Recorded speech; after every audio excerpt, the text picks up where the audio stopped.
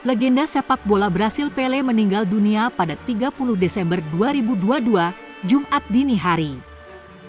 Ikon global pertama olahraga yang memenangkan 3 Piala Dunia ini tutup usia pada usia 82 tahun. Menurut pernyataan Rumah Sakit Albert Einstein, ia meninggal karena kegagalan banyak organ akibat perkembangan kanker usus besar. Namun Indonesia tak bakal membahas kematian Pelé, sang legenda sepak bola Brasil.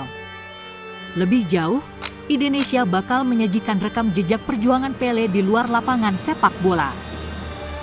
Belakangan Pelé diketahui merupakan sosok yang keras memerangi korupsi di Brasil, khususnya para mafia sepak bola di Liga Domestik Brasil. Kondisi persepak bolaan Brasil tak semegah dan berbanding lurus dengan prestasi Pelé dan timnas Brasil. Selengkapnya, mari saling menerima.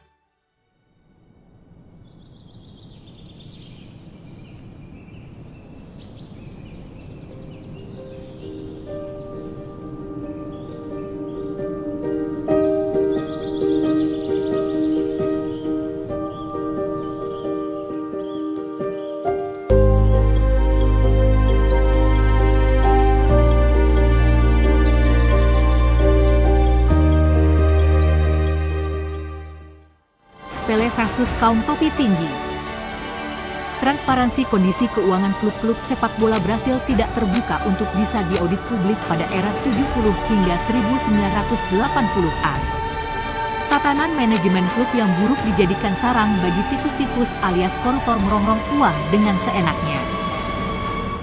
Dalam catatan FUR 2016, 112 menyatakan garong-garong ini begitu mengakar dalam persepak bolaan Brasil sampai setiap orang menyebutnya dengan julukan mereka, Cartolas atau kaum topi tinggi. Para Cartolas inilah yang menguasai klub, bahkan Federasi Sepak Bola Brasil, CBF, juga tunduk di bawah kuasa para Cartolas ini. Mereka menggunakan sepak bola guna memperkaya diri. Selain itu sebagai batu loncatan dalam ranah politik, serta tampil di depan publik sebagai orang suci.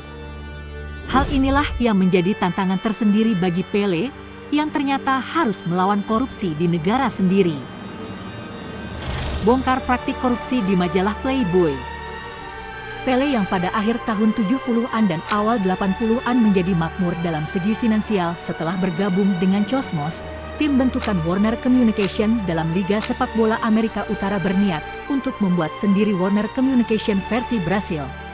Pada 1993, Pelé siap membeli hak tayang kejuaraan nasional Brasil dari Konfederasi Sepak Bola Brasil, CBF. Pelé kemudian siap merogoh kocek guna membiayai hasrat dan rencananya tersebut.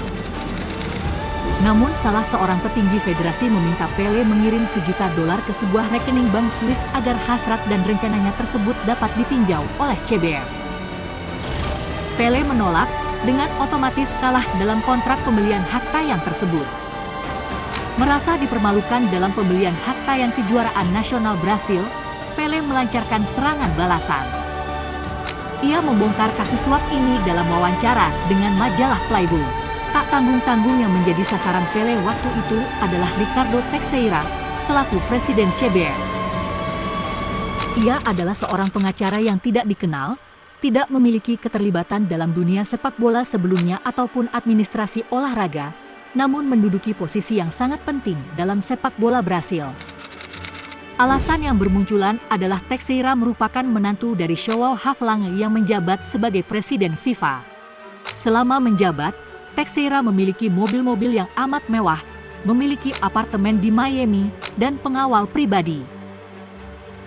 Saat CBF memiliki hutang yang begitu melimpah, gaji Teixeira malah naik lebih dari 300%. Tuduhan korupsi kemudian melekat erat pada Teixeira. Jaksa juga meringkusnya atas permasalahan pajak, namun mereka kalah karena keterbatasan undang-undang yang berlaku.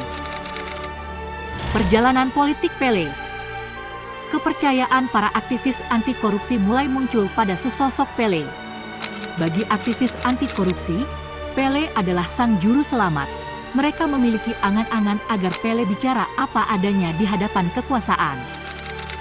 Kritik Pelé terhadap Teixeira juga pas dengan zaman. Waktu itu Amerika Latin sedang dalam transformasi untuk memberantas korupsi, menyingkirkan kapitalisme kroni ala diktator militer. Fernando Henrique Cardoso yang seorang sosiolog adalah pion barisan terdepan dalam perubahan ini. Cardoso yang juga menulis buku teks bagi kaum kiri Brasil, Dependency and Development in Latin America ini kemudian menjadi presiden pada 1994. Ia tampil sebagai titik vital perpolitikan Brasil. Cardoso kemudian menunjuk Pelé yang sudah pensiun sebagai menteri luar biasa olahraga dan menjadikan ia sebagai menteri kulit hitam pertama kalinya di Brasil. Alasan Cardoso menunjuk Pelé sebagai menteri adalah adanya semangat ideologis yang sama, tatkala ia melancarkan perang melawan kapitalisme kroni di tubuh CBF. Undang-undang Pelé yang akhirnya melempem.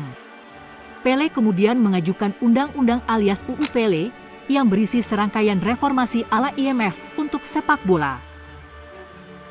Klub diwajibkan beroperasi seperti badan-badan usaha kapitalis yang transparan, dengan pembukuan terbuka dan manajer yang bisa dimintai pertanggungjawaban.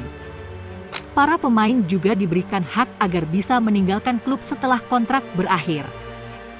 Undang-undang Pelé yang dirancang guna melawan korupsi dan melaksanakan reformasi pro-kapitalis disidangkan pada Kongres tahun 1998. Dengan memanfaatkan kewibawaannya, UU tersebut akhirnya lolos. Seperti halnya Pelé yang dengan mudah mencetak gol ke gawang tim lawan semasa ia masih berdiri gagah dan berwibawa di atas rumput hijau. Ia kemudian mengundurkan diri dari pemerintahan dan kembali menjadi bintang iklan yang selalu tersenyum.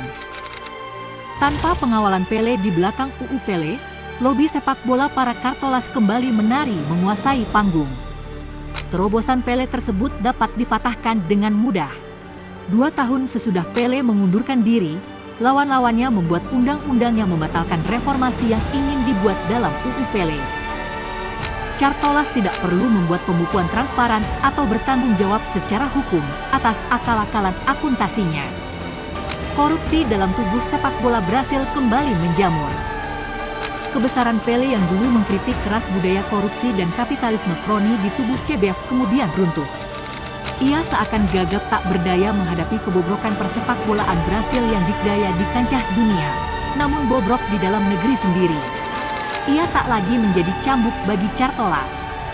Pelé, seorang putra terbaik dunia sepak bola yang lahir di kota miskin Três Corações, tak memiliki idealisme yang cukup kuat untuk melawan budaya korupsi dan kapitalisme kroni yang begitu melekat dalam dunia sepak bola Brasil.